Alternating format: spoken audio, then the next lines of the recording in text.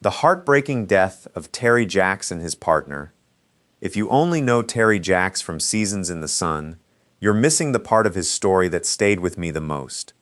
Because the biggest heartbreak in his life didn't happen at the top of the charts. It happened years later after the applause had faded, when the woman who helped build his career was fighting for her life. When people think about Terry Jacks, one image usually comes to mind.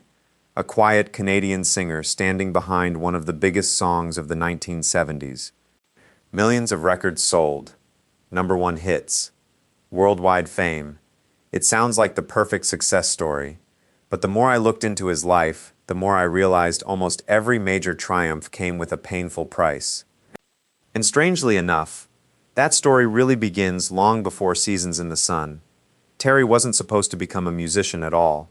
He grew up in Winnipeg as the oldest of 5 brothers, and everyone around him assumed he'd eventually join the family business. His father was a successful architect. Architecture seemed like the obvious future. In fact, Terry even studied it. But sometimes life quietly pulls you in another direction. For him, it wasn't blueprints. It was a guitar.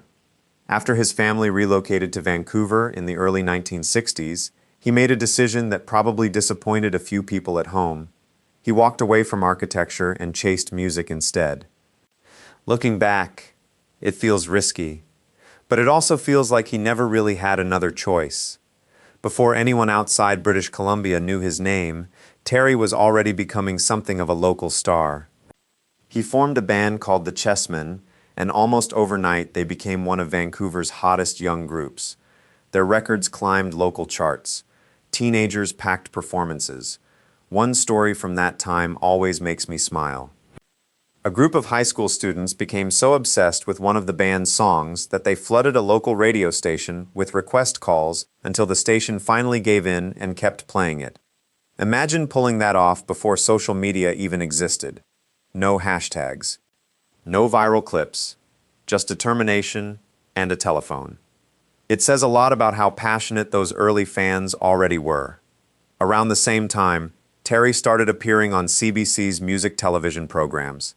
That's where fate quietly stepped in. Because another young performer was also trying to build her career.